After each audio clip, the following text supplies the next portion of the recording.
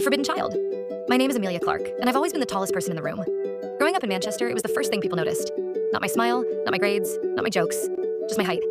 At first, I thought it was special, but slowly it became the reason I was treated like I didn't belong. At family dinners, my younger sister Sophie would snicker, "Don't sit too close, Amelia might block the chandelier." My brother Tom once told his friends, "She's like a freaky lamppost that grew legs."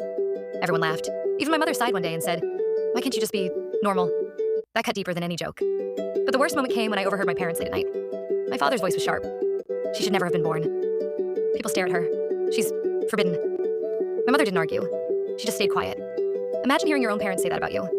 I cried myself to sleep that night, wishing I could shrink, wishing I could be anyone but me. At school, things weren't any better. Boys didn't ask me to dances. Girls whispered behind my back. I started to slouch, to hide, to make myself smaller.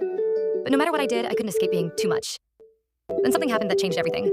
We were at the park one Saturday, and Sophie ran off chasing her ball. In seconds, she stumbled into the road. A car came speeding around the corner. My parents screamed, frozen in panic. But without thinking, I bolted. My legs carried me faster than I ever knew they could. I stretched out my long arms and yanked Sophie back just as the car whooshed past. She was trembling, touching me, and for once, she didn't push me away. My parents rushed over, pale and shaking. My mother grabbed Sophie, then looked at me with tears in her eyes. "If it wasn't for you," she whispered. My father couldn't even meet my eyes at first, but when he finally did, he said something I'll never forget. "You're not forbidden, Amelia. You're a blessing." For the first time in my life, I felt seen. Not as a freak, not as too much, but as a daughter. That night, as I lay in bed, I realized something important. My height, the very thing I hated, had been the reason I saved my sister. The thing that made me different was also the thing that made me powerful. So if you've ever been made to feel too tall, too short, too dark, too different, listen to me. You're not forbidden. You're not a mistake.